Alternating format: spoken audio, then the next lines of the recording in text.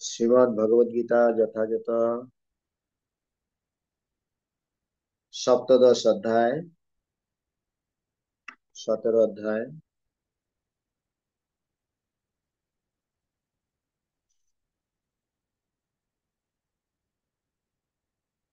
17 অধ্যায় 17 নম্বর শ্লোক।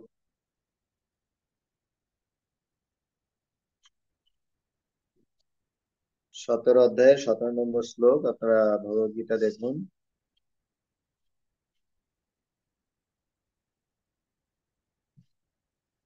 শ্রদ্ধয়া পরয়া তপ্তং তপস্তত্ত্রিবিধং নরৈ অফলাকাঙ্ক্ষিभिर्युक्ते सात्विकं परिचक्षते।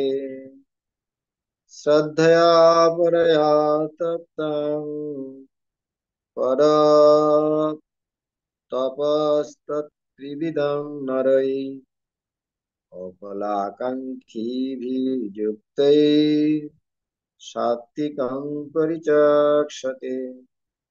श्रद्धया परया तप्तं तपस्तत्त्रिविधं नरै अफलाकाङ्क्षिभिर्युक्ते अफलाकाङ्क्षिभिर्युक्ते सात्विकं परिचक्षते। শ্রদ্ধয়া শ্রদ্ধা সহকারে, পরয়া পরম,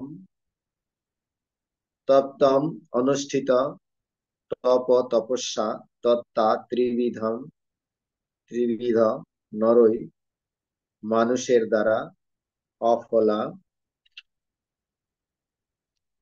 অফলাকাঙ্ক্ষী ফলাকাঙ্ক্ষা রহিত, যুক্তই যুক্ত, সাত্বিকম সাত্বিক, পরিচক্ষতে বলা হয়।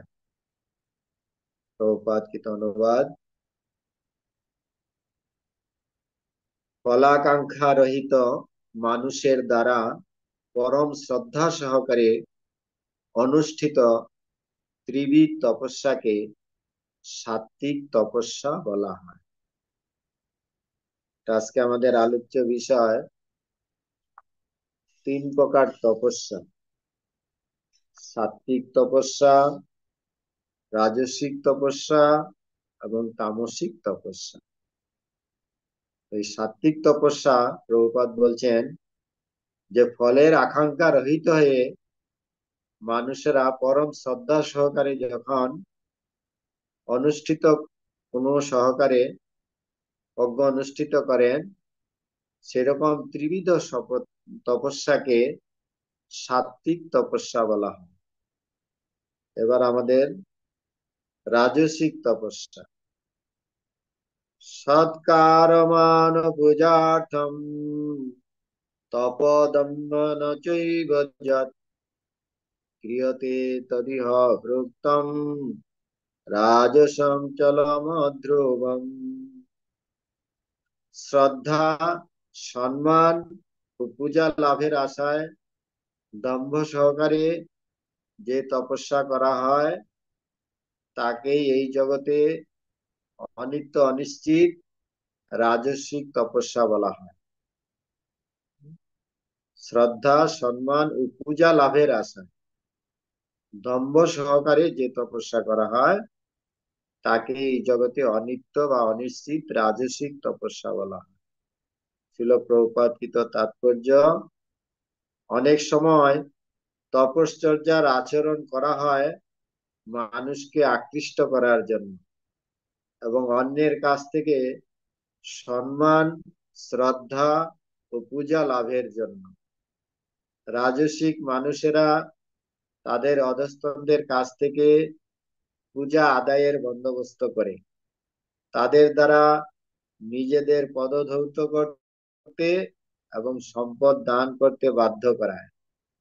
তপশ্চর্যার আচরণের দ্বারা এই ধরনের কৃত্রিম শ্রদ্ধাঞ্জলির ব্যবস্থা রাজসিক এবং তার ফল ক্ষণস্থায়ী। এবং তা কিছুদিনের জন্য থাকে, কিন্তু স্থায়ী হয় না। এটা হলো রাজসিক তপস্যা।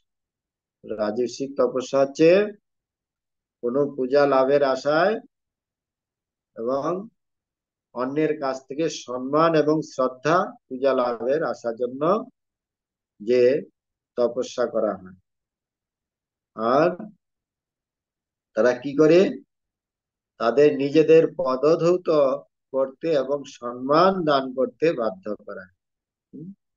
মান যশ প্রতিষ্ঠা এবং সম্মান লাভের আশায় তারা এরকম রাজসিক তপস্যা করে। এই সমস্ত তপস্যাকে বলা হয় রাজসিক তপস্যা।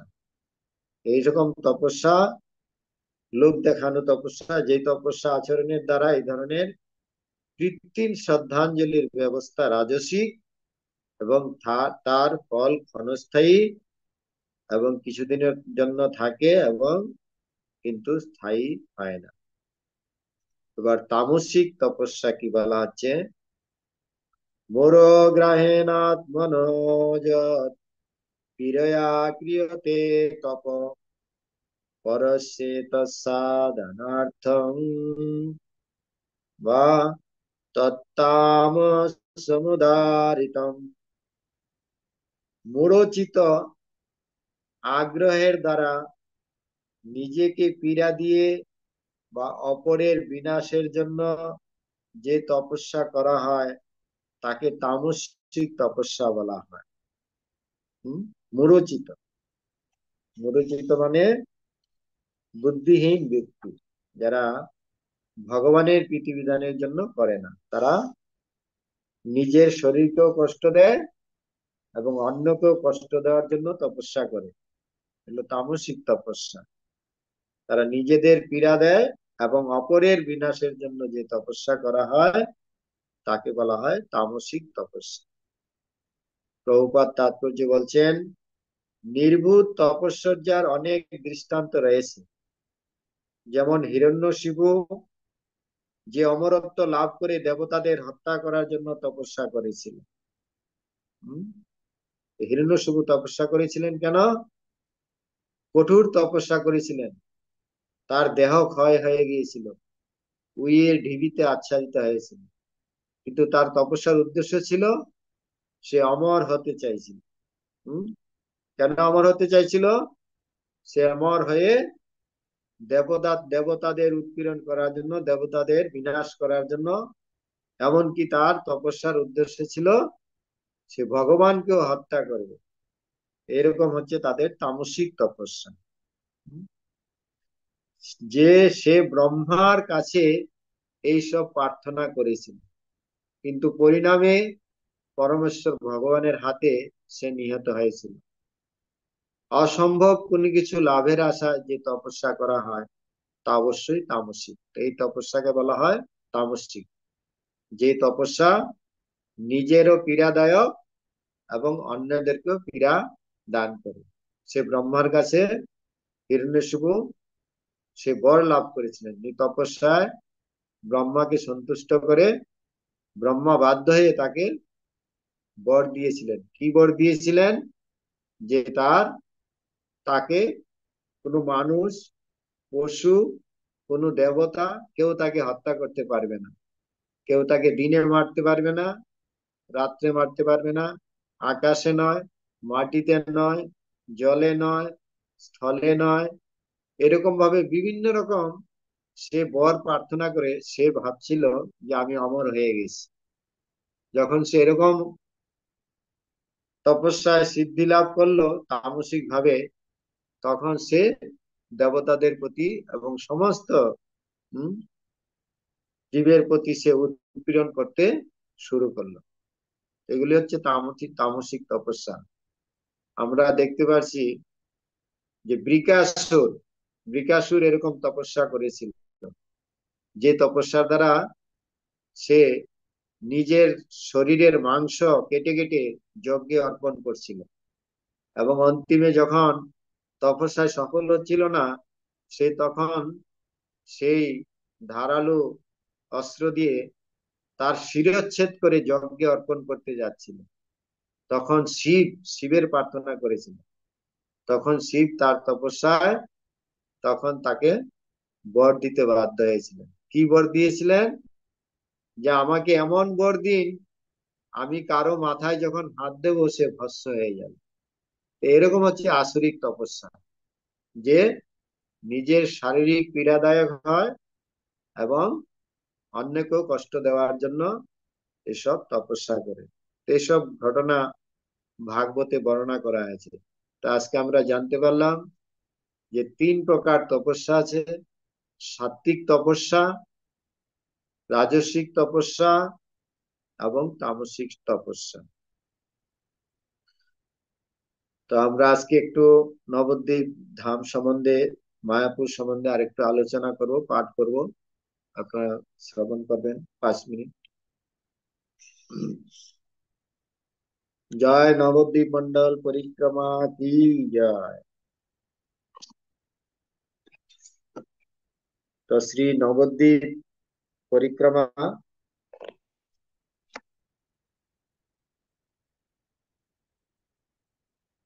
কালকে আমরা আলোচনা করেছিলাম যে এই নবদ্বীপ ধাম যে বৃন্দাবন ধাম থেকে অভিন্ন ধাম। বৃন্দাবন ধামে যেরকম দ্বাদশ বন রয়ে গেছে, এরকম নবদ্বীপ ধামেও সেরকম দ্বাদশ বন রয়ে গেছে। তো সেগুলো আমরা কালকে আলোচনা করেছিলাম। তো আজকে আমরা আলোচনা করব শ্রী গৌরাঙ্গ মহাপ্রভুর কৃপা প্রাপ্ত হওয়ার জন্য মহা মহা দেব দেবীগণ নবদ্বীপ ধামে তপস্যা করার উদ্দেশ্যে আগমন করেন। যেমন ব্রহ্মা, রুদ্র, ইন্দ্র, পার্বতী দেবী এই নবদ্বীপ ধামে মহাপ্রভুর কৃপা লাভ করার জন্য পূর্বে বিভিন্ন যুগে ব্রহ্মা তপস্যা করেছিলেন, স্বয়ং শিব এসে তপস্যা করেছিলেন, ইন্দ্র তপস্যা করেছিলেন, পার্বতী দেবী যার নাম সীমন্তিনী দেবী, এই ওনারা এসে, দেবতারা এসেও এই মহাপ্রভুর কৃপা লাভ করার জন্য, মহাপ্রভুকে দর্শন করার জন্য তারা তপস্যা করেছিলেন। মহা মহা মুনি ঋষিগণ যেমন চতুষ্কুমার, স্বরগোস্বামীগণ এবং জন্যমণি নবদ্বীপ ধামে তপস্যা করেছেন, যেখানে জন্যমণির আশ্রম আছে। যে জন্যমণি একসময় গঙ্গাকে আত্মসাৎ করে নিয়েছিলেন, এই জন্যমণির আশ্রম আছে। তো চার সম্প্রদায় আচার্যগণ, নিম্বাগাচার্য, মধ্যাচার্য, বিষ্ণু স্বামী ও রামানুচার্য, এরাও নবদ্বীপ ধাম পরিদর্শন করেন এবং চৈতন্য মহাপ্রভুর কৃপা প্রাপ্ত হন। পূর্ববর্তী আচার্যগণের পদাঙ্ক অনুসরণ করে আমাদের পরম পূজ্যপাদ আন্তর্জাতিক কৃষ্ণ ভাবনামিত সংঘের প্রতিষ্ঠাতা আচার্য কৃষ্ণ কৃপাশ্রী মূর্তি শ্রীল অভয় চরণারবিন্দ ভক্তিবেদান্ত স্বামী প্রভুপাদ শ্রী নবদ্বীপ ধামকে তার ভজনের স্থান হিসাবে গ্রহণ করেন। এই নবদ্বীপ ধাম মাহাত্ম্য পরিক্রমা খণ্ড থেকে উদ্ধৃত। এখানে এই শ্রীল প্রভুপাদ, যিনি আমাদের আন্তর্জাতিক কৃষ্ণভাবনামিত সংঘের প্রতিষ্ঠাতা আচার্য, তিনিও এখানে এসে ভজন স্থান হিসাবে নবদ্বীপ ধামের প্রকাশ করেছিলেন। নবদ্বীপ ধামের মাহাত্ম্য পরিক্রমা খণ্ডে বর্ণনা করা হয়েছে। ভক্তগণ 16 ক্রুশ পরিমিত নবদ্বীপের মধ্যে যা যা রয়েছে আমি এখন তা বর্ণনা করব। এই নবদ্বীপে যে মন্ডল পরিক্রমা হয়, ভক্তরা পরিক্রমা করছেন, এটা হলো 16 ক্রুশ। 16 ক্রুশ মানে এই নবদ্বীপ 16 ক্রুশ পরিমিত স্থান। এই নবদ্বীপের মধ্যে 16টি নদীর প্রবাহ নিত্য বিদ্যমান। 16টা নদী পূর্বে এখানে প্রবাহিত হতো, এখনো কোনো কোনো স্থানে সেই নদীর স্থান লক্ষিত হয়। মূল গঙ্গা প্রবাহের পূর্ব তীরে 4টি দ্বীপ রয়েছে, আর গঙ্গার পশ্চিম তীরে বিরাজিত রয়েছে 5টি দ্বীপ। গঙ্গা হতে বিভিন্ন ধারা প্রবাহ এই সমস্ত দ্বীপগুলি পরিবেষ্টিত করে প্রবাহিত হয়েছে, এইভাবে নবদ্বীপ ধামে শোভা বৃদ্ধি করছে। নবদ্বীপ ধামের মধ্য দিয়ে মূল গঙ্গা নদী অনুক্ষণ প্রবাহমান, আর অন্যান্য পূর্ণ নদীগণ গঙ্গা হতে বিভিন্ন দিকে প্রবাহিত হয়েছে। গঙ্গার নিকটে সুন্দরী যমুনা নদী প্রবাহমান, অন্য একটি ধারার মধ্যে বিদ্যাধরী সরস্বতী প্রবাহমান। যমুনা পূর্ব ভাগে যমুনার পূর্ব ভাগে তাম্রপর্ণী, প্রীতমালা এবং ব্রহ্মপুত্র এই তিন নদীর দীর্ঘ ধারা বিদ্যমান। সরজ, নর্মদা, সিন্ধু, কাবেরী, গোমতী এবং গোদাবরী এই নদীগুলি নবদ্বীপ ধামকে প্রস্থে ভেদ করে দ্রুত গতিতে প্রবাহিত হয়েছে। এইসব নদী দ্বারা পরস্পর ছেদ করে একই নবদ্বীপকে 9টি দ্বীপে বিরাজিত করেছে। এই জন্য এখানে নবদ্বীপ বলা আছে, যেহেতু 9টি নদীর ধারা বিভিন্ন দিকে প্রবাহিত হয়ে 9টি দ্বীপের প্রকাশ করেছে। তো প্রভুর ইচ্ছায় কখনো এই সব নদী ধারা শুষ্ক হয়ে যায়, আবার পুনরায় ইচ্ছা হলে এই সব ধারা জলময় হয়। প্রভুর ইচ্ছায় কোন স্থান জলপ্লাবিত হয়, আবার প্রভুর ইচ্ছায় পুনরায় সেই স্থান আমাদের দর্শন দান করে। এইভাবে শুভ নবদ্বীপ ধাম নিরবধি লীলা সংগঠিত করছে। যে ব্যক্তি পরম ভাগ্যবান, তার চিত্তে এই পুণ্য ধাম সর্বকালে স্ফুরিত হয়। ভক্তের হৃদয় যদি ধাম দর্শনের বাসনায় আকুলিত হয়, তখন তার সর্বদ্বীপ ও সর্বধারা দর্শনের সৌভাগ্য হয়। কখনো স্বপ্নে, কখনো বা ধ্যানে, কখনো দৃষ্টিযোগে ভক্তিযুক্ত চিত্ত ব্যক্তি ধামের দর্শন লাভ করে থাকেন।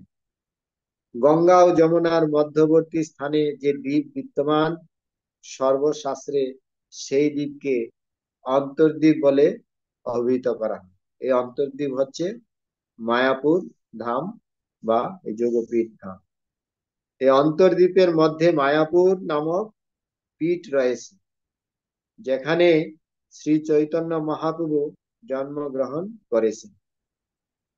গোলক ধামের অন্তর্গত যে মহাবন নামক স্থান রয়েছে, হে ভক্তগণ, সেই স্থানকে নবদ্বীপের মায়াপুর বলে জানবে। শ্বেতদ্বীপ, বৈকুণ্ঠ, গোলক, বৃন্দাবন এই সকল ধামতত্ত্ব সর্বক্ষণ নবদ্বীপে বিরাজিত। গৌরচন্দ্রের বিধান অনুসারে অযোধ্যা, মথুরা, প্রয়াগ, হরিদ্বার, কাশী, কাঞ্চি, অবন্তী, উজ্জয়িনী এবং দ্বারকা এই সপ্ততীর্থ সকলেই নবদ্বীপের মধ্যে তাদের নিজ নিজ স্থানে বিরাজিত। নবদ্বীপ ধামে সমস্ত কিছু তীর্থ অবস্থিত। এই জন্য এই নবদ্বীপ মন্ডল পরিক্রমার মাধ্যমে সর্বতীর্থের ফল লাভ করা যায়। গঙ্গার ধারে মায়া নামক যে শহর রয়েছে, তা মূল রূপে নবদ্বীপের মায়াপুরে বিদ্যমান। শাস্ত্রে মায়াপুর ধামের মাহাত্ম্য প্রচুর পরিমাণে কীর্তিত হয়েছে। যে ব্যক্তি মায়াপুরে একবার গমন করে, অনায়াসে সে এই জড় মায়া অতিক্রম করতে সক্ষম হয়। মায়াপুরে কেউ যদি ভ্রমণ করে, তাহলে তার উপর মায়ার অধিকার দূর হয়ে যায়, তার আর পুনর্জন্ম হয় না। নিতাই গৌর প্রেমানন্দে, হরি হরি বল। কালকে আমরা অন্তর্দ্বীপ সম্বন্ধে আলোচনা করব এবং অন্যান্য 9টা দ্বীপের কিছু অংশ আলোচনা করার চেষ্টা করব। এখানে আমরা রাখছি। হরে কৃষ্ণ কৃষ্ণ কৃষ্ণ হরে হরে, হরে রাম রাম রাম হরে হরে। নবদ্বীপ ধাম মাহাত্ম কি, গৌরমন্ডল পরিক্রমা কি, সমবেত ভক্তবৃন্দ কি, নিতাই গৌর প্রেমানন্দে, হরি হরি বল।